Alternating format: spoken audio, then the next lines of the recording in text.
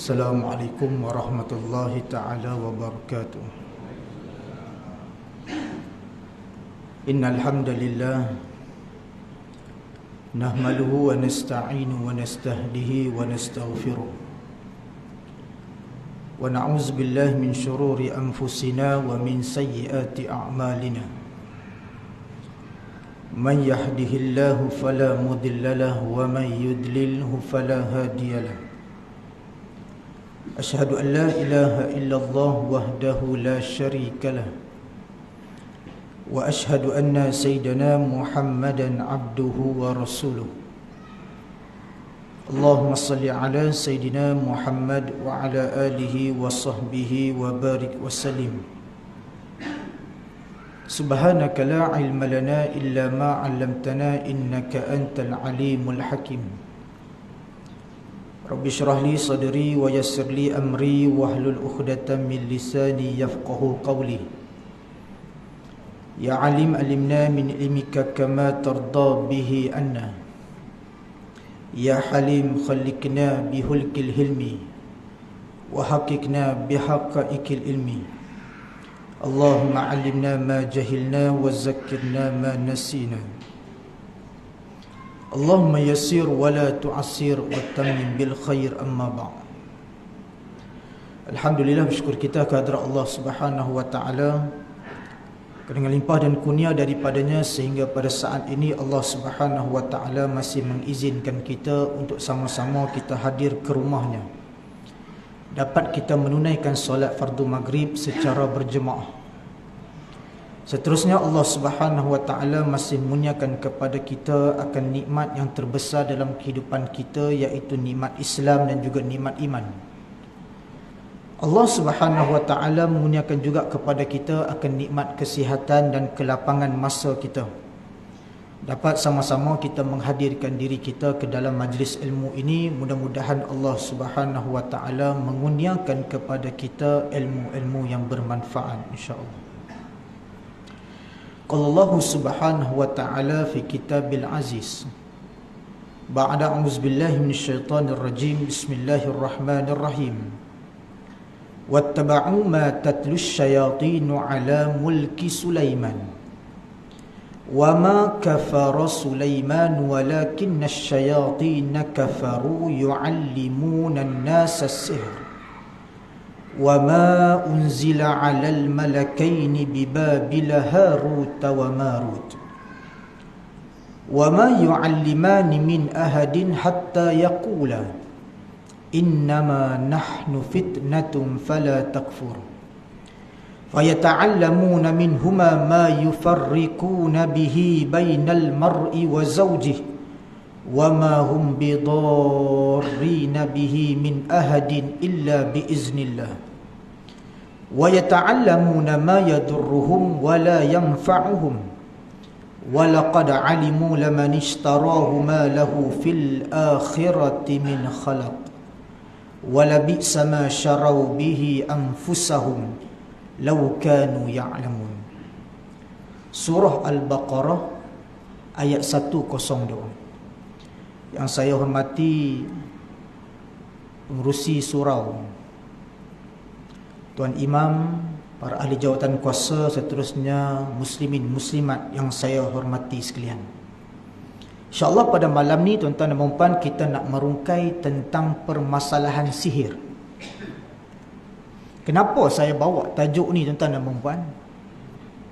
Kerana permasalahan sihir semakin hari nak membawa kepada akhir zaman, perkara ini semakin menjadi-jadi. Bahkan tuan-tuan dan puan-puan akan melihat perkara ini akan berlaku dalam kalangan persekitaran kita. Boleh jadi dia berlaku dalam kalangan keluarga kita. Boleh jadi dia berlaku dalam kalangan ahli atau sanak saudara kita. Boleh jadi dia berlaku dalam kalangan kejiranan kita. Dan boleh jadi dia berlaku dalam kalangan masyarakat Islam kita pada hari ini. Allah Subhanahu wa taala menyebutkan di dalam Al-Quran, surah Al-Baqarah ayat 102. Kata Allah Subhanahu wa ta'ala, dan mereka mengikuti apa yang dibaca oleh syaitan-syaitan pada masa kerajaan Sulaiman. Sihir ni tuan-tuan dan puan-puan datang daripada zaman sebelum lagi Nabi Sulaiman alaihi salam. Zaman Nabi Musa alaihi salam pun dah ada sihir. Tetapi ketika mana zaman Nabi Sulaiman alaihi salam, segala ilmu-ilmu sihir telah ditanam. Kitab-kitab yang diajarkan suatu ketika dahulu tentang sihir ditanam oleh Nabi Sulaiman alaihi salam. Kerana yang pertama, Nabi Sulaiman tak mahu ramai daripada kalangan rakyat dia yang membawa dan mengajarkan ilmu sihir ni kepada orang. Dan yang kedua, kerana para jin pada saat dan ketika itu duduk di bawah pemerintahan Nabi Sulaiman alaihi salam. Tetapi ketika mana Nabi Sulaiman alaihi salam dah wafat, datang iblis bersama dengan syaitan pada ketika itu mula untuk memperandakan rakyat di bawah Nabi Sulaiman alaihi salam. Dengan diberitahu kepada mereka tentang sihir ataupun kitab-kitab sihir yang ditanam oleh Nabi Sulaiman alaihi salam. Sehingga mereka menyatakan bahawa, maukah kalian aku khabarkan tentang bagaimana Sulaiman boleh mempengaruhi manusia? Nabi Sulaiman alaihi salam diberikan mukjizat oleh Allah Subhanahu wa taala, boleh bercakap dengan binatang. Nabi Sulaiman alaihi salam diberikan oleh Allah Subhanahu wa taala mukjizat yang mana para jin pada saat dan ketika itu duduk di bawah pemerintahan Nabi Sulaiman. Macam mana ketika mana iblis berjaya memperdayakan manusia pada ketika itu dengan menyatakan bahawa Nabi Sulaiman alaihi salam mengamalkan sihir. Bila ditanya, maukah aku khabarkan kepada kalian untuk kalian ketahui macam mana Sulaiman boleh pengaruh orang? Dia boleh menguasai para jin. Tidak lain tidak bukan dia mengamalkan ilmu sihir. Tetapi pada kesaat dan ketika tu rakyat tak percaya. Orang tak percaya, macam mana boleh kata Sulaiman mengamalkan sihir, sedangkan kami tak nampak pun mana-mana ilmu sihir yang diamalkan oleh Nabi Sulaiman AS. Lalu berkata iblis kepada mereka, pergilah kalian mencari kitab-kitab sihir tersebut di bawah singgahsana Sulaiman. Bila ketika mana mereka kobek balik dalam tanah ni, rupanya memang terkandung kitab-kitab sihir. Bahkan ketika mana waktu tersebut, kata ulama, kitab-kitab sihir tersebut telah ditambah oleh iblis ni. Setiap satu daripada ayat-ayat terkandung dalamnya ditambah mantra-mantra sihir. Oleh siapa? Iblis. Lalu ketika mana mereka mengeluarkan kitab-kitab tersebut, lalu diamalkannya kembali. Kerana apa? Mereka nak menjadi seperti mana Nabi Sulaiman AS. Berkata Allah Subhanahu wa taala, dan mereka mengikuti apa yang dibaca oleh syaitan-syaitan ketika mana zaman kerajaan Sulaiman. Bila mereka ambil balik kitab-kitab sihir tadi, lalu dibacakan kembali dan diamalkan dalam kehidupan mereka. Sehinggalah ilmu-ilmu sihir ini berkembang biak sejak daripada itu sehinggalah pada hari ini, tuan-tuan dan puan-puan. Lalu kata Allah Subhanahu wa taala, Sulaiman itu tidak kafir, tetapi syaitan-syaitan itulah yang kafir. Mereka mengajarkan sihir kepada manusia dan apa yang diturunkan kepada dua malaikat di negeri Babylon, iaitu Harut dan juga Marut. Allah Subhanahu wa taala perintahkan atas dua orang malaikat yang Allah Subhanahu wa taala jadikan, iaitu Harut dan juga Marut. Dua malaikat ni yang mana Allah Subhanahu wa taala telah berikan ke atas mereka, iaitu suatu ilmu yang tidak diajarkan pada orang lain, iaitu ilmu sihir. Tetapi di dalam tafsiran ketika mana diceritakan tentang malaikat Harut dan Marut, yang mana Allah Subhanahu wa taala memberikan kepada mereka akan ilmu sihir bukan untuk diajarkan kepada manusia, Tetapi ilmu yang terdapat pada malaikat Harut dan juga Marut tidak lain tidak bukan hanyalah untuk menjadi ibtila ataupun ujian kepada manusia. Hari ini kita biasa mendengar tentang kisah malaikat Harut dan Marut, tuan-tuan dan puan. Di dalam penafsiran ketika mana diceritakan tentang malaikat Harut dan Marut, ada satu kisah yang pernah terjadi di zaman Nabi SAW. Satu hari Sayyidatina Aisyah pernah didatangi oleh satu orang perempuan. Datang satu orang perempuan bertemu dengan Aisyah dalam keadaan cemas. Kemudian dia bertanya kepada Aisyah, di mana Rasulullah SAW? Lalu kata Aisyah, sesungguhnya Nabi SAW telah pun wafat. Kenapa kamu mencari Rasulullah dalam keadaan kamu sangat merasakan macam pentingnya untuk bertemu dengan Nabi? Lalu berkata wanita tadi, aku terasa sangat nak berjumpa dengan Nabi SAW asbab kerana telah berlaku satu peristiwa ke atas diri aku. Lalu Aisyah tanya dekat dia, apa yang berlaku dekat kamu? Lalu dikatakan oleh wanita tersebut, aku ni baru sahaja berkahwin. Aku baru saja berkahwin. Dalam tak lama lepas ketika mana aku berkahwin, tiba-tiba suami aku meninggalkan aku. Aku baru sangat kahwin, nak menyusuri perkahwinan bersama dengan suami, tiba-tiba suami aku ni lari tak tahu ke mana. Aku dah cari dia dekat mana, aku tanya dekat orang, semua orang tak jumpa dia. Aku tak tahu di mana suami aku ni. Lalu perasaan kusut aku ni menyebabkan aku sering kali meminta bantuan orang supaya mencari suami aku. Lalu aku didatangi oleh satu orang perempuan tua, kata dia. Tiba-tiba aku didatangi oleh satu orang perempuan tua. Perempuan tua ni bertanya kepada aku, apa masalah kamu wahai wanita? Lalu dikatakan aku kepadanya, aku kehilangan suami aku. Aku tak tahu ke mana suami aku. Dan aku nak sangat suami aku tu balik semula ke rumah. Lalu berkata wanita tua ni kepada dia, sesungguhnya masalah kamu ni tak ada orang lain yang boleh selesaikan melainkan aku. Lalu kata wanita ni, tunggu kamu pada malam hari nanti, aku akan datang semula untuk menemui kamu di rumah kamu. Pada malam hari itu, ada satu wanita tua ni datang ke rumah perempuan ni tadi bersama dengan 2 ekor anjing hitam.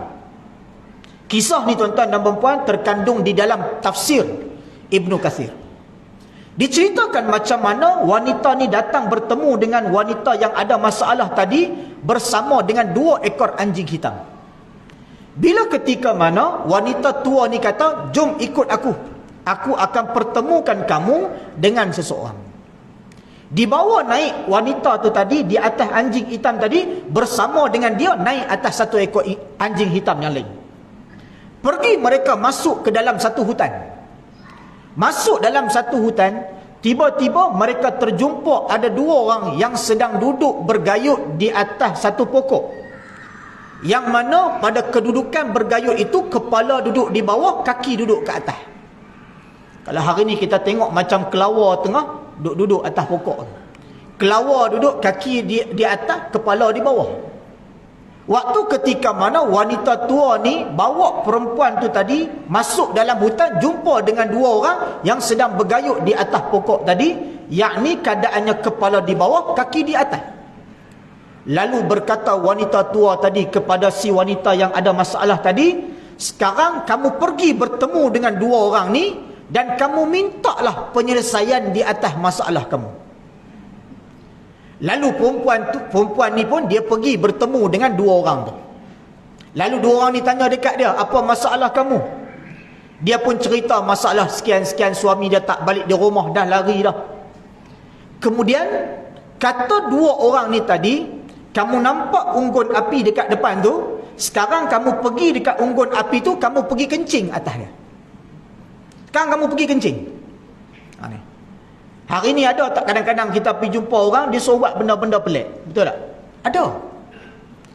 Perempuan ni tadi, bila ketika mana dia pergi jumpa dengan 2 orang tadi, 2 orang ni kata kat dia, aku ada penyelesaian di atas masalah kamu. Pergi kamu kepada unggun api tu, kemudian kamu pergi kencing dekat tu. Kemudian perempuan ni pun dia pergi dekat unggun api tu. Waktu ketika mana dia pergi dekat unggun api tu, dia duduk fikir sama ada dia nak kencing ataupun tidak. Nak kencing ataupun tidak. Kemudian dia ambil keputusan dia tak mau kencing. Dia patah balik. Dia patah balik berjumpa dengan dua orang tu tadi. Lalu kata dua orang tadi kepada perempuan tadi, sekarang aku tanya dekat kamu, apa yang kamu nampak? Dia kata. Kata perempuan tu, aku tak nampak apa-apa pun. Lalu berkata dua orang tadi, sesungguhnya kamu tak pergi kencing pun kat unggun api tu. Sekarang kalau kamu nak tahu atas penyelesaian diri kamu, kamu pergi kencing dekat tempat tu. Lalu perempuan itu pun pergi, kemudian dia pergi kencing kat unggun api tadi. Ketika mana dia pergi, dia kencing dekat atas unggun api tadi, tiba-tiba dia ternampak satu lembaga yang keluar daripada tubuh badan dia dalam keadaan berpakaian besi. Macam orang nak pergi perang tu. Keluar daripada tubuh badan dia tu. Lalu ketika mana dia terkejut nampak, kemudian dia terus lari pergi dekat dua orang tu tadi. Lalu ditanya oleh dua orang tu tadi, sekarang apa yang kamu nampak? Kata dia, aku nampak satu lembaga keluar daripada badan aku, seakan-akan berpakaian besi.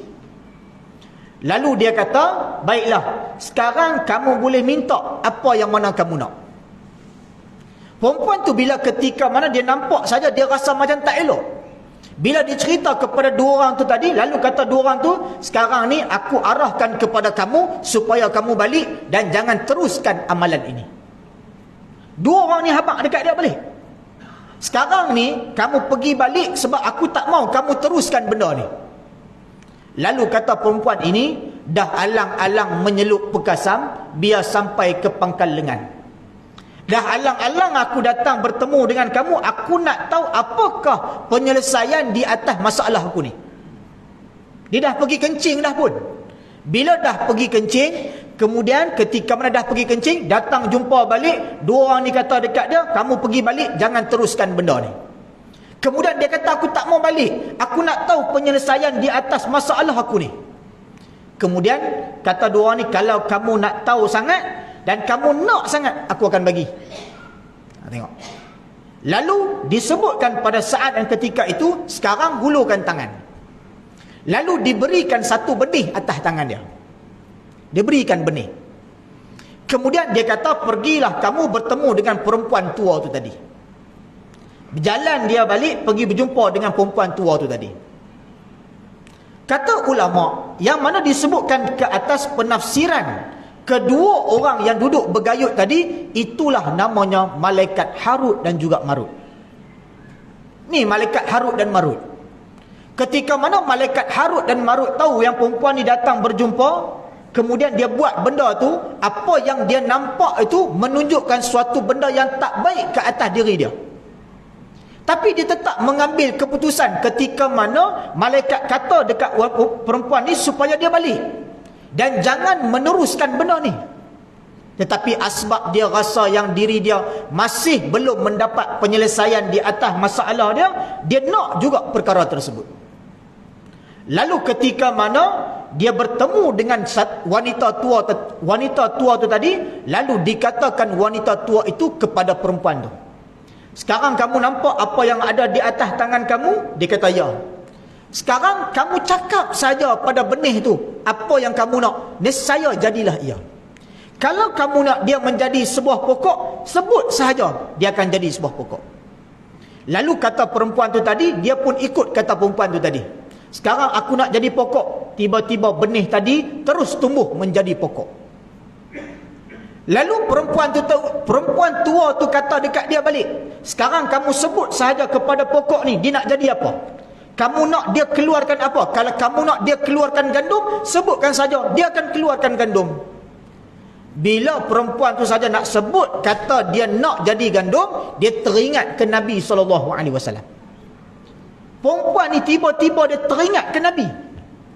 Dia kata dia dah sampai sini, tiba-tiba dia kata benda yang aku buat ni betul atau salah. Jadi dia terus meninggalkan perempuan tua ni dan dia balik semula. Keesokan harinya terus dia pergi cari Nabi SAW. Waktu ketika mana dia pergi cari Nabi SAW, nak tanya kepada Nabi tentang perihal peristiwa yang berlaku ke atas diri dia. Tapi waktu ketika mana dia sampai di hadapan rumah Nabi, yang mendengar kisah dia itu adalah Aisyah. Lalu ditanya kepada Aisyah, macam mana keadaan aku ni? Aku dah berjumpa dengan dua orang tu, kemudian aku dah kencing atas unggun api tadi, kemudian diberi kepada aku satu benih, kemudian supaya aku sebut, supaya jadilah ia pokok, kemudian jadi dia pokok. Macam mana keadaan yang terjadi pada diri aku, apa yang aku buat semalam tadi? Lalu kata Aisyah kepada wanita tu tadi, sesungguhnya apa yang berlaku kepada kamu, aku tak boleh berbuat apa-apa. Permasalahan yang kamu hadapi ni suatu masalah yang besar, yang melibatkan akidah. Jadi ketika mana perempuan ni tak puas hati dapat jawapan daripada Aisyah, pergi berjumpa pula dengan sahabat. Jumpa dengan sahabat, cerita pula dengan sahabat, nak minta pandangan daripada sahabat.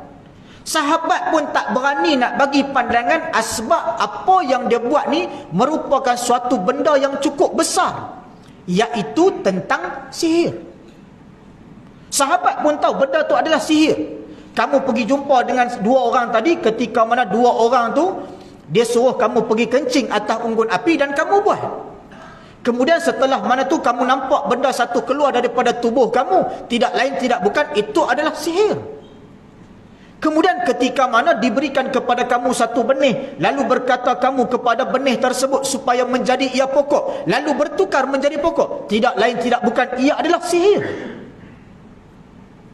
Lalu ketika mana Allah Subhanahu wa taala menceritakan tentang peristiwa ataupun tentang malaikat Harut dan Marut ini di dalam Quran, kata para ulama penafsiran di atas malaikat Harut dan Marut tentang ilmu sihir itu, tidak lain tidak bukan, ia menjadi ibtila, ujian bagi manusia. Adanya ilmu itu yang dikurniakan Allah kepada malaikat Harut dan Marut bukan untuk manusia belajar, dah, tetapi untuk menjadi ujian. Sampai ketika mana wanita tadi ambil keputusan untuk meneruskan, malaikat tetap mengajarkannya juga. Sebab kenapa? Menjadi ibtila kepada manusia. Dia menjadi satu ujian kepada manusia. Kalau bagi ni, kalau kamu menerima perkara ini, boleh jadi jatuh kufur. Nabi SAW pernah menyebutkan dalam satu hadis. Kata Nabi SAW tentang 7 dosa besar yang terkandung di dalam hadis yang disebutkan oleh Nabi SAW. Kata Nabi SAW, ijtanibu sab'a mubiqat. Jauhilah kamu 7 dosa besar yang membinasakan. Kata Nabi SAW ketika mana ditanya, qalu ya Rasulullah wa ma hunna, apakah yang kamu maksudkan ya Rasulullah? Kata sahabat. Lalu kata Nabi SAW, asyirku billah. Yang pertama, syirik pada Allah Ta'ala. Ni dosa yang tidak ada pengampunan melainkan taubat. Yang kedua kata Nabi SAW, wasihru, dan juga sihir. Sihir ni tingkatan dia duduk nombor 2 lepas daripada syirik kepada Allah Ta'ala. Dia tak duduk lagi kita minum arak, tak duduk kita berzina, tak. Itu duduk bawah. Bahkan kata Nabi SAW yang ketiga, wa qatlun nafsi allati harramallahu illa bilhaq. Yang ketiga apa? Bunuh orang. Bunuh orang ni pun duduk kategori yang ketiga. Sihir ni duduk nombor 2. Sebab apa? Yang pertama, kerana sihir itu sudah menghampiri amalannya kepada syirik kepada Allah Subhanahu wa taala. Dan yang kedua, ada amalan dalam kalangan sihir itu mengakibatkan kematian ataupun pembunuhan tanpa kita bersentuhan. Hari ni satu orang nak bunuh satu orang, tuan-tuan, tak perlu pergi ambil pisau atau pergi ambil pistol tembak, tak perlu. Apa perlu dibuat? Dia pergi jumpa satu orang tok bomoh yang boleh mengamalkan sihir, hantar sihir, hantar santau, kawan tu mati. Laku. Allah Subhanahu wa taala ketika mana menerangkan tentang ayat 102 surah Al-Baqarah ini, diceritakan tentang malaikat Harut dan Marut. Lalu kata Allah Subhanahu wa taala, sebab itu jangankanlah kafir, sesungguhnya kami hanyalah cubaan bagimu, sebab itu janganlah kafir. maka mereka mempelajari dari keduanya malaikat itu apa yang dapat memisahkan antara seorang suami dan juga isteri. Ni benda yang paling teruk berlaku dalam permasalahan sihir ni adalah apa tuan-tuan dan puan? Yang pertama iaitu kurangnya ilmu agama. Kurang ilmu agama. Permasalahan sihir ni yang berlaku dalam kalangan masyarakat kita, yang pertama asbab kerana kurangnya ilmu agama. Baik kepada si pesakit, baik kepada si pembuat sihir. Kedua-duanya adalah orang yang tidak kuat pegangannya pada agama. Yang pertama saya bagi contoh, tukang sihir. Lagilah kita tahu. Tak belajar ilmu agama, belajar tentang ilmu sihir. Saya pernah berjumpa tuan-tuan dan puan dengan satu orang Tok Bomo. Tapi dah bertaubat. Taubat. Dia ni satu orang dah berumur dah berumur. Saya jumpa dia ketika mana dia dah pencin bekerja. Dia cerita dalam satu pertemuan kami ni, cerita yang mana dia ni belajar satu ilmu, yakni ilmu untuk mengubat orang. Tetapi dia kata terus terang, ilmu ni adalah ilmu perbomohan. Dia cerita terang. Dia kata macam mana kami buat ni. Sampai bila ketika mana kami tanya macam mana berlakunya prosedur ketika mana kita nak mengubat tu, dia cerita. Dia kata yang pertama baca surah Fatihah, dia kata. Yang pertama kami kena baca surah Fatihah. Yang kedua kami kena baca ayatul kursi. Dan yang ketiga kami baca 3 kul disebut. Kita kalau dengar ni, 3 benda ni adalah ayat Quran. Yang pertama Fatihah, ibu Quran. Yang kedua ayatul kursi, yang mana kata Nabi SAW, barang siapa yang mengamalkan ilmu iaitu ayatul kursi, sesungguhnya dia akan dijauhkan daripada sihir manusia ataupun gangguan jin. Ni. Tetapi Tok Bomoh pun guna ayatul kursi. Dan yang ketiga kata dia, kami kena baca 3 kul. Itu adalah permulaan sebelum kami nak buat ilmu perbomohan ni. Ni 3 ni. Macam mana hari ni kita nak membezakan orang baca ayat Quran dengan orang yang mengamalkan sihir ataupun ilmu perbomohan? Kadang-kadang kita tak boleh nak beza. Kan kita pergi jumpa satu orang, saya ni dalam keadaan sakit, boleh tak tolong saya? Dia pun bismillahirrahmanirrahim dan astaghfirullahalazim, istighfar dulu. Kemudian baca surah Fatihah. Habis baca surah Fatihah, dia mula sambung mantra. Kuseru namamu, wahai pemilik kepada langit dan bumi, berpaksikan kepada bintang. Semua disebutlah. Dia sebut 7 petala langit, 7 petala bumi. Dia masuk habis dah elemen-elemen yang lain yang dijadikan sebagai mantra. Ingat tuan-tuan dan puan, kalau sekiranya dalam satu ilmu ataupun dalam satu perbuatan dicampur adukkan, yakni bahasa Arab dengan bahasa Melayu, bukan doa bahasa Melayu, bukan. Yang pertama dia baca suratul Fatihah, kemudian dicampur dengan mantra Melayu. Macam tadilah, sebagai contoh mantra. Saya bukan Tok Bomoh, saya pun tak tanya dia mantra Tok Bomoh macam mana. Bila ketika mana dicampur adukkan, hukumnya adalah haram. Kita pergi jumpa satu orang kemudian baca Fatihah, kemudian nampak dengar dia bacaan bahasa Melayu ni, kita pun tak faham. Tok Bomoh ni cerita, bacaan yang sebelum kami nak memulakan ilmu perbomohan, nak rawat orang, 3 benda ni. Kemudian masuklah ilmu-ilmu yang mana diajarkan untuk merawat orang mengikut kaedah perbomohan. Kalau kita dengar tadi ayat Quran, lepas tu kita tanya pula dekat dia. Dia kata macam mana kita nak tahu macam mana yang diberikan oleh jin tu, dia pun bagi tahu. Dia kata apabila kami buat upacara tu, kami akan mendapat isyarat daripada jin. Dia kata kami akan dapat isyarat daripada jin. Sebagai contoh, ni botol air. Bila dia buat ubat tu, dia nak tahu apa yang jin bagi tahu ni, dia akan bersebut, kalau sekiranya betul apa yang aku buat ni, jatuhkan botol ni. Contoh. Kalaulah jin tu tak bagi tahu tu, maksudnya tak betul. Jadi secara tak mena-mena dia tunggu sekejap, botol tu jatuh. Okey dah. Jin tu dah bagi tahu dah keputusannya. Tu. Jin tu akan datang bagi tahu kepada dia dan diberikan pilihan dalam satu pengubatan. Ni cara dia bagi tahu. Sehinggalah ilmu tu diamalkan bertahun-tahun. Tuan-tuan, diamalkan bertahun-tahun sampai satu ketika mana dia bertaubat kepada Allah Subhanahu Wa Taala, dia mengamalkan zikir-zikir untuk menghindarkan daripada amalan ini. Tuan-tuan dan puan-puan, syaitan ni cukup suka kacau dia waktu ketika mana dia bertaubat ni. Dia cerita sepanjang saya bertaubat kepada Allah Ta'ala, saya duk mengamalkan zikir ni, saya tak henti-henti diganggu oleh jin. Kena kacau. Jin tu tak mau bagi dia tinggal amalan tu, tapi dia tetap nak meninggalkan, dia tetap mengamalkan zikir, dia tetap bertaubat pada Allah Ta'ala. Alhamdulillah, akhirnya dia berjaya melepaskan diri daripada cengkaman jin tadi. Ni, saya pernah jumpa dengan orang macam ni, yang mana dalam Quran sendiri sebut, yang mana amalan yang akan dibuat oleh satu orang yang mengamalkan ilmu sihir ni, kata Allah Subhanahu Wa Taala, ilmunya itu dapat memisahkan tentang suami dan isteri dalam rumah tangga. Allah sebut dalam ni yang mana memisahkan seorang suami dan isterinya.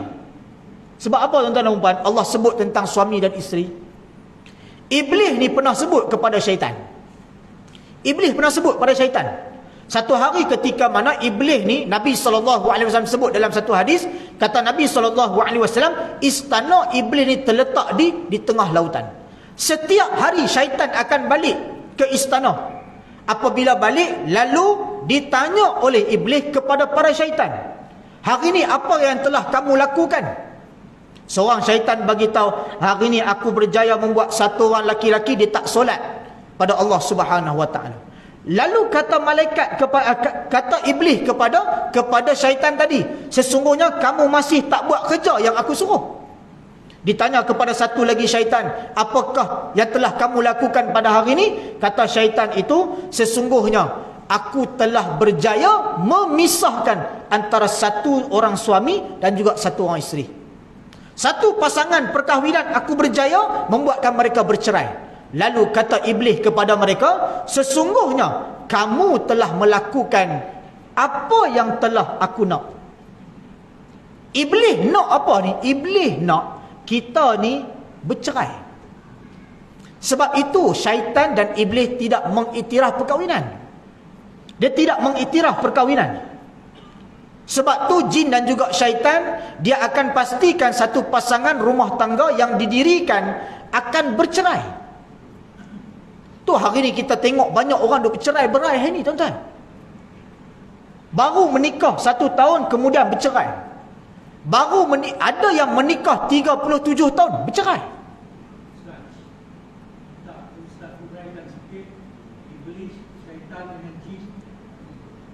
Okey, macam mana nak kenal iblis, jin dan juga syaitan? Yang pertama, iblis. Iblis dijadikan oleh Allah Subhanahu Wa Taala sejak daripada sebelum kejadian Nabi Adam alaihissalam. Sebelum kejadian Nabi Adam, iblis dah ada. Macam mana iblis boleh masuk dalam syurga? Kita biasa dengar kata iblis ni dulu bersama dengan malaikat, dia pun malaikat. Sebenarnya bukan. Iblis bukan datang daripada kalangan malaikat. Malaikat dijadikan daripada cahaya. Tetapi iblis dijadikan daripada api.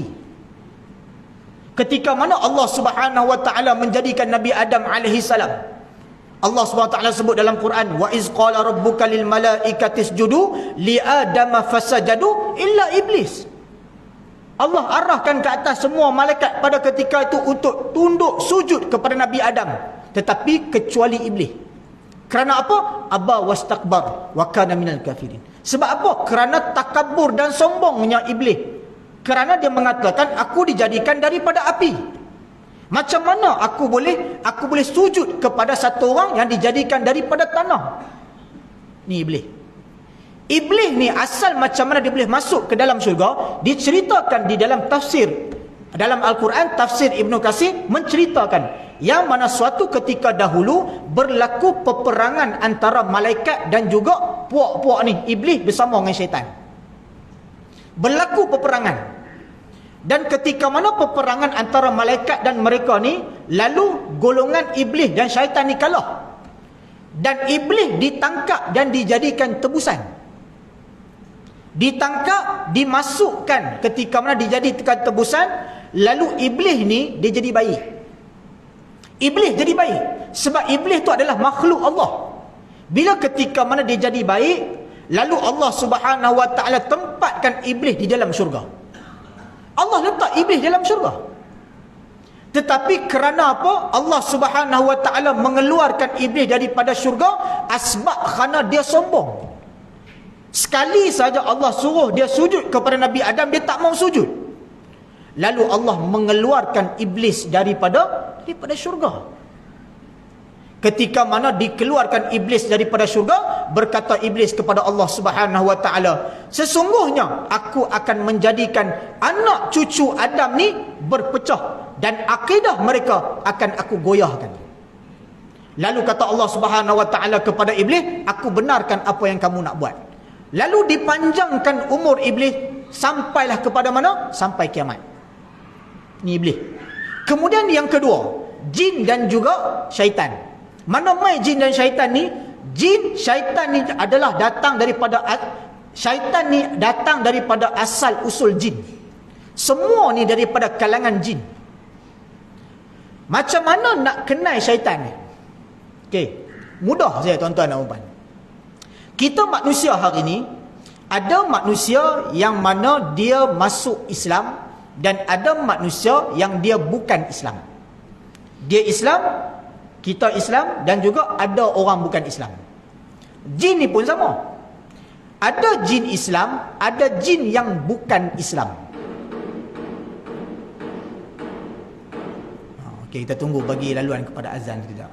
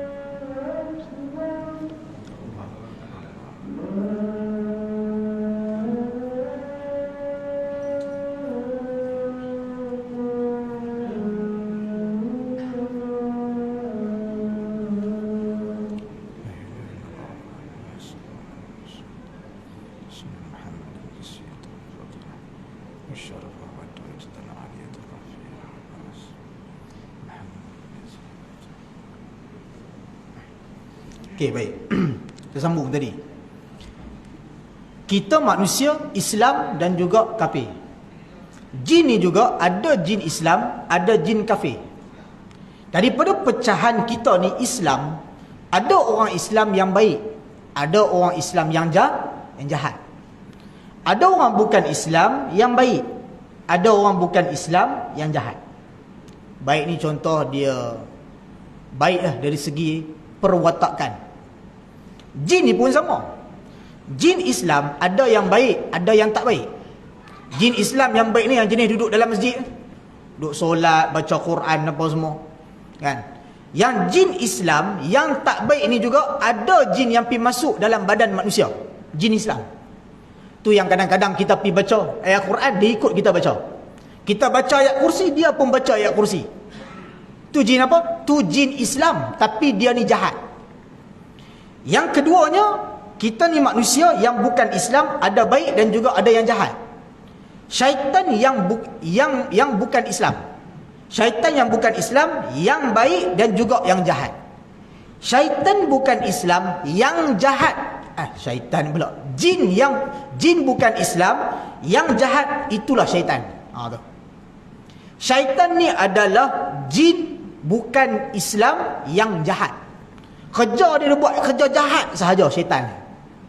Tu beza antara jin, iblis dan juga syaitan. Iblis ni adalah ketua. Dan juga jin-jin ni yang mana ada di atas dunia, ada daripada kalangan mereka Islam dan ada yang bukan Islam.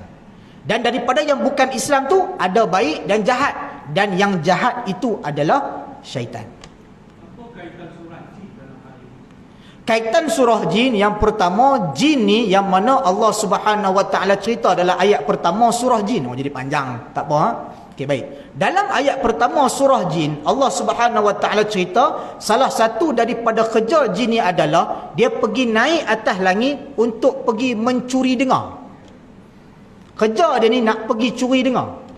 Kalau buka tafsiran surah jin ayat pertama, Allah dah cerita dah. Yang mana jin ni setiap hari dia akan naik ke langit, dia nak pergi dengar berita-berita daripada mulut malaikat. Tu yang kadang-kadang kita ni ada orang yang pernah didatangi satu benda macam ni lah. Tiba-tiba dia boleh tahu ada orang yang bakal mati. Ada orang macam tu. Yang mana dia bagi tahu dalam hati dia, ada tiba-tiba dia kata orang ni bakal mati. Saya pernah ada satu orang doktor datang jumpa saya. Satu orang doktor datang jumpa saya, dia cerita, "Ustaz, saya ni boleh tahu siapa yang bakal mati. Saya pernah tiba-tiba dapat satu bisikan, makcik yang duduk dalam ward ni, katil sekian-sekian, mati esok. Esok saya memang sungguh dia mati." Dia kata benda ni bukan jadi sekali Ustaz, dah 4-5 kali. Sampai kadang-kadang esok tu ada syaitan ni main bisik kat telinga saya ni, kata besok ni makcik ni nak mati, saya tak mau pergi sebab saya tahu saya akan jadi takut. Sebab apa? Sebab syaitan ni tadi, jin ni, mereka mencuri dengar perbualan malaikat di atas langit. Lalu satu hari ketika mana syaitan nak pergi mencuri dengar, tiba-tiba mereka terkena, jin nak pergi mencuri dengar, mereka terkena panahan. Panahan pada ketika itu yang menyebabkan mereka tak boleh mencuri dengar. Lalu para jin ni hairan, kenapa kami tak boleh naik hari ni curi dengar? Lalu turun para jin ni ke dunia. Turun cari apa sebab. Lalu bertemulah mereka dengan satu kumpulan yang sedang solat. Yang mana berlaku dekat kota Madinah. Yang mana pada saat dan ketika itu Nabi SAW sedang mengimamkan solat tersebut. Lalu ketika mana jin ni turun dengar, lalu berkata mereka, "Inna sami'na Qur'anan ajaba." Sesungguhnya kami mendengar suatu bacaan yang sangat menakjubkan, yakni Quran. Lalu berlakulah satu peristiwa ketika mana disebutkan oleh Nabi SAW, Nabi didatangi oleh puak-puak jin untuk masuk Islam. Ni peristiwa jin masuk Islam daripada sini. Jin masuk Islam, bertemu dengan Nabi SAW, lalu mereka berjanji kepada Nabi SAW untuk mengajarkan Islam kepada orang lain, kepada puak-puak jin. Ni. Itulah ketika mana Nabi SAW mula berdakwah kepada bangsa jin. Sehingga ada satu orang sahabat ketika mana pernah bersama dengan Nabi SAW. Tiba-tiba puak jin ni datang. Datang sahabat ni tengok muka semua pelik-pelik. Sebab apa? Kalau kita belajar lagi tentang ilmu jin ni, kita akan tahu macam mana rupa parah jin. Rupa parah jin ni, dia telinga dia macam capang sikit. Atas kepala dia ada tanduk. Ni. Bila ketika mana jin ni datang bertemu dengan Nabi SAW, sahabat ni tengok rupa pelik-pelik dan sangat menakutkan. Lalu kata Nabi SAW dekat sahabat ni, kamu tunggu dekat sini, jangan kamu pergi mana-mana, tunggu sampai aku datang.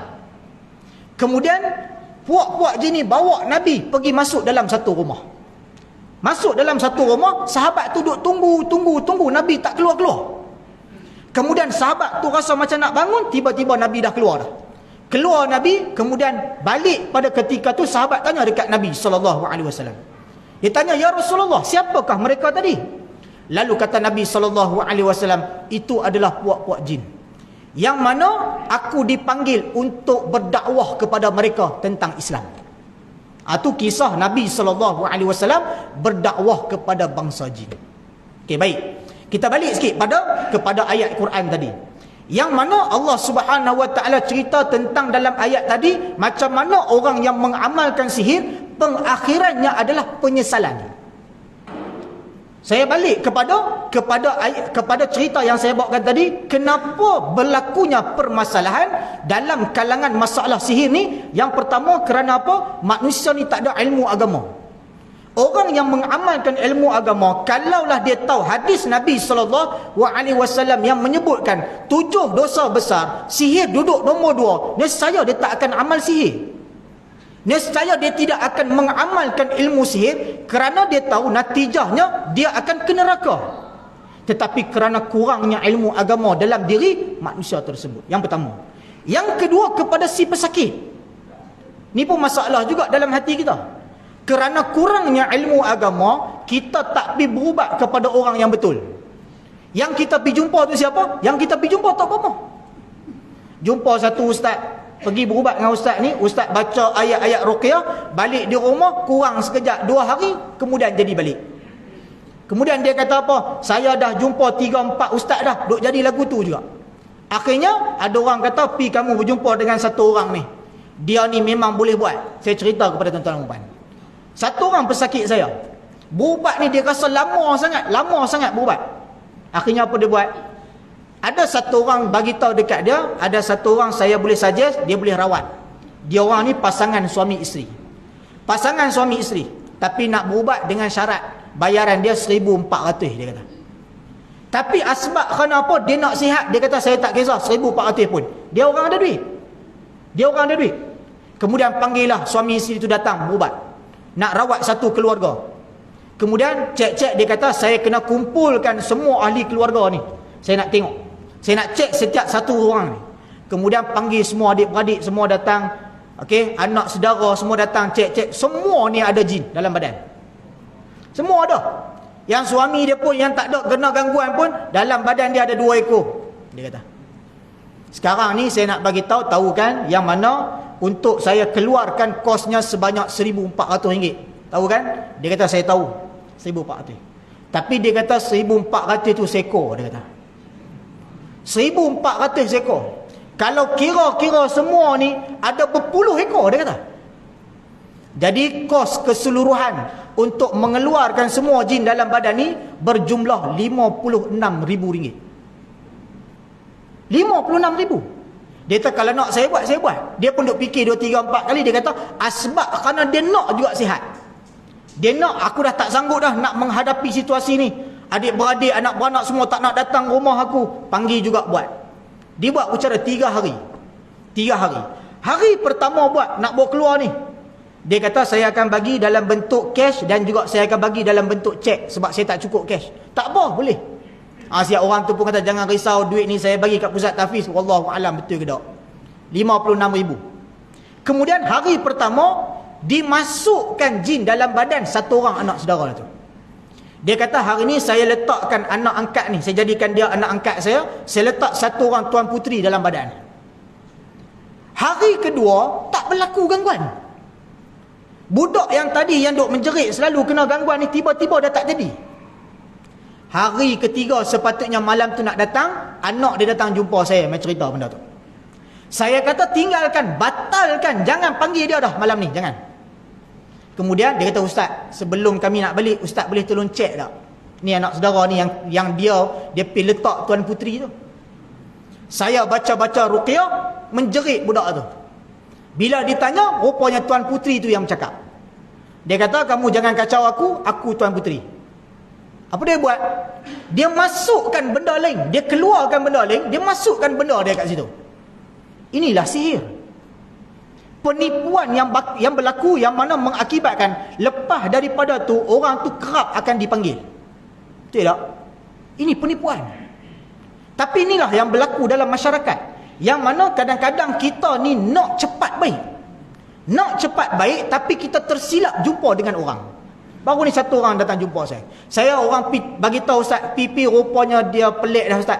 Pakai daun lah, duk pukul-pukul. Saya kata nak balik pun dah tak boleh dah. Dah sampai. Nak balik pun tak boleh, dah sampai, ustaz. Jadi macam mana tu? Kita hari ni ramai yang nak cepat baik, bawa pergi jumpa orang tu. Nak cepat baik, bawa jumpa orang ni. Ada satu makcik pernah datang jumpa saya, ustaz, saya ni dah nak kena buat tapak dialisis. Anak saya duk cerita macam-macam lah, pak saudara kena buat dialisis sampai teruk, tak boleh pergi mana-mana. Ada yang buat dialisis sampai dah meninggal, ada buat dialisis. Saya takut nak buat dialisis. Saya nak tanya ustaz satu soalan. Anak saya ni mencadangkan kepada saya pergi jumpa dengan satu orang. Dia kata duduk di pucung. Dia ni boleh tampar-tampar, ustaz. Dia tampar pukul, elok, dia kata. Anak saya ni tak boleh angkat tangan, dia kata. Tak boleh angkat tangan, dia pergi sana tampar-tampar pun elok boleh angkat tangan. Oh, lah kali saya kata, mana? Dia kata anak tu mai masuk. Saya tanya macam mana dia berubat, macam mana kaedah dia boleh berubat tu. Dia kata dia cerita orang tu boleh berubat daripada mimpi. Ni dapat ilmu berubat daripada mimpi. Ni semua adalah syaitan. Jadi bila ketika mana ilmu-ilmu perbomohan ni sedang berleluasa, ramai juga daripada kita yang mendapatkan perubatan daripada orang-orang macam ni. Asbab kenapa? Kurang ilmu agama. Kalaulah kita tahu tentang ilmu agama, kita akan pergi berjumpa dengan orang yang sepatutnya. Orang ni yang mana dia mengamalkan perubatan Islam, bacaannya hanyalah ayat Quran dan juga doa-doa daripada Nabi SAW. Penyelesaian kepadanya tadi, ada perempuan lain tapi saya tak sempat. Saya masuk kepada penyelesaian satu je, tuan-tuan dan puan. Penyelesaian balik kepada kisah Nabi Musa AS berlawan dengan tukang sihir Fir'aun. Apa penyelesaian kepada permasalahan sihir ni? Dalam kisah tersebut, Allah Subhanahu Wa Taala tunjukkan kisah yang berlaku kepada Nabi Musa. Ketika mana Nabi Musa AS berlawan dengan tukang sihir. Lalu ketika mana tukang sihir dia campakkan tali bertukar menjadi ular. Lalu kata Allah Subhanahu Wa Taala kepada Nabi Musa, "Hai Musa, campakkan tongkatmu." Campak tongkat, keluar seekor ular yang lagi besar. Telan habis semua ular-ular tadi. Tukang sihir Fir'aun pun terkejut. Yang mana kami buat tu sihir. Bermaksud ada benda lain yang boleh lawan sihir rupanya. Dan tidak lain tidak bukan yang boleh lawan sihir, itulah kebenaran. Sampai ahli tukang sihir Fir'aun ni nak peluk agama yang mana Nabi Musa peluk. Lalu dibunuh semua tukang-tukang sihir tadi oleh Fir'aun. Apa yang berlaku? Allah Subhanahu Wa Taala nak tunjuk dalam peristiwa itu mukjizat mampu melawan sihir. Hari ini mukjizat apa yang ada dengan kita? Quran. Satu je cara nak lawan sihir adalah Quran. Jangan kita duk pakai benda-benda pelik, jangan kita duk pi berubat dengan benda-benda pelik, tak ada. Dalam agama ni tak ada benda-benda pelik dah. Yang hanya kita mampu untuk melawan sihir itu adalah dengan Quran. Pergi jumpa dengan orang yang boleh baca Quran dengan baik. Baca Qurannya itu adalah ayat-ayat ruqyah sahaja, cukup. Kerana itulah penyelesaian kepada masalah sihir. Tapi tuan-tuan dan puan, guru saya sebut, sihir ni akan ada sampai kiamat. Akan ada sampai kiamat. Bahkan semakin menjelang akhir zaman, semakin banyak orang mengamalkan sihir. Jadi macam mana cara kita nak menghindarkan diri kita daripada sihir? Kuatkan pegangan kita dan amalan kita dengan Quran. Jadikan Quran sebagai amalan. Kita baca Quran tiap-tiap hari, insya-Allah tuan-tuan dan puan-puan, Allah akan menjauhkan dan menghindarkan kita daripada terkena sihir. Kalau sekalipun kita ni terkena sihir, tuan-tuan dan puan, baca Quran banyak-banyak. Itu nasihat saya. Saya duk berubat orang banyak dah. Satu amalan yang biasa saya bagi adalah, saya kata apa? Jangan berhenti baca Quran. Banyak dah bila jin ni bercakap dengan kita ni, duk sebut aku dah tak tahan dalam badan budak ni. Sebab kenapa? Baca Quran. Sebab kena baca Quran. Quran ni yang akan menyebabkan jin dalam badan takkan boleh tahan. Percaya cakap saya. Kalau tuan-tuan dan puan tak percaya, try buat. Kalau siapa-siapa yang terkena sihir, tiap-tiap hari baca Quran. Ada seorang pesakit saya kata kat dia, kalaulah abang ni rajin, baca surah Al-Baqarah. Dia ni dah pincin, tak kerja dah. Apa dia buat? Tiap-tiap hari baca surah Baqarah. Dia tahu, ustaz, saya pegang ustaz. Sejak dia baca tu, 2 minggu lepas dia baca, dia kena serangan yang cukup kuat. Last kali bila merawat benda tu bercakap, dia kata apa? Aku dah tak tahan sangat dah. Sebab tiap-tiap hari dia baca Quran. Aku memang nak keluar dah, Kenapa? Tak tahan dengan Quran yang dibacakan.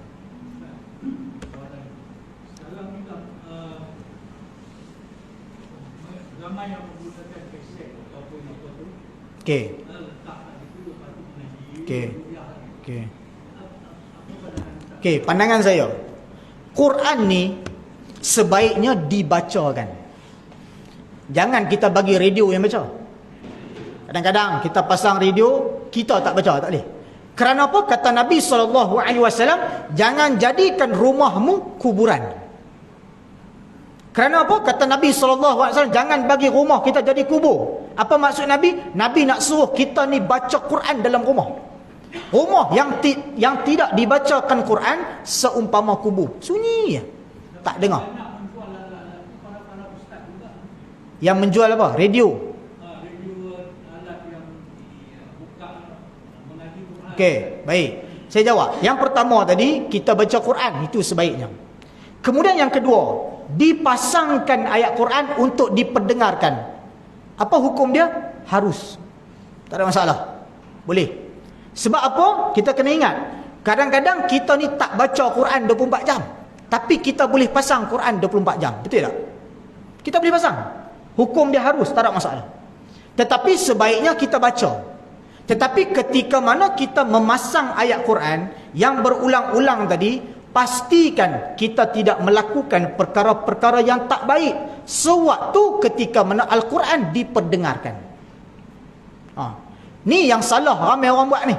Dia pasang ayat Quran, tapi dia duduk main telefon, dia duduk tengok TikTok yang macam-macam, kadang-kadang pelik tu. Tapi ayat Quran duduk pasang dalam rumah. Salah.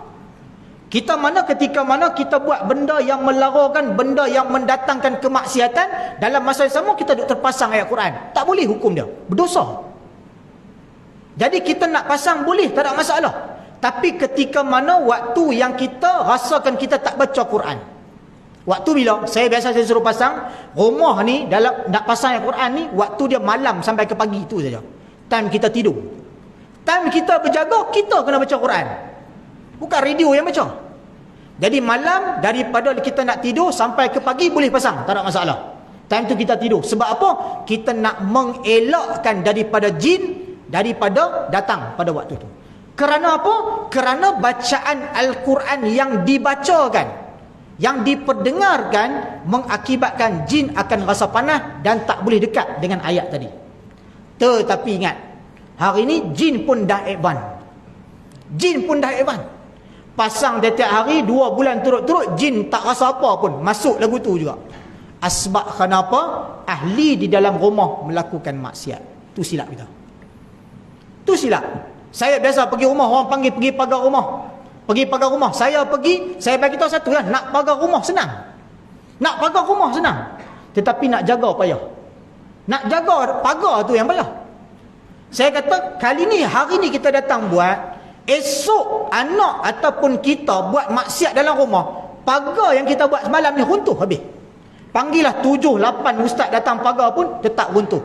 Yang pertama apa? Yakni tinggal solat. Kita pagar tinggal solat dalam rumah, habis. Runtuh. Yang kedua, merokok dalam rumah, habis. Runtuh pagar. Dan yang ketiga, kita melakukan amalan yang melalaikan, yang sia-sia. Pasang lagu kuat-kuat, berkaraoke dalam rumah, runtuh pagar. Panggil lah 7, 8 ustaz sekalipun. Ustaz tu yang paling kuat pun dalam Malaysia sekalipun, pagar tetap runtuh. Asbab kerana maksiat. Okey, wallahu taala alam. Sampai situ ya dulu saya dapat kongsikan, mudah-mudahan memberi manfaat. Minta ampun dan maaf tuan-tuan kerana terlajak masa. Mudah-mudahan kita mendapat keberkatan di sisi Allah Subhanahu wa taala. Aku qouli hadza wa astaghfirullahal azim li wa lakum wa sallallahu ala sayidina Muhammad wa ala alihi wa sahbihi wasallam. A'udzubillahi minasyaitonir rajim. Bismillahirrahmanirrahim. Alhamdulillahirabbil alamin wassalatu wassalamu ala asyrafil anbiya'i wal mursalin wa ala alihi wa sahbihi ajma'in. Allahumma faqqihna fid din wa 'allimna ta'wil wahdina siratal mustaqim. Siratal ladzina an'amta 'alaihim minan nabiyyin was-siddiqin wasyuhada'i was-salihin. Rabbana atina fid dunya hasanah wa fil akhirati hasanatan wa qina azabannar. Alhamdulillahirabbil alamin. Sekian, assalamualaikum warahmatullahi taala wabarakatuh.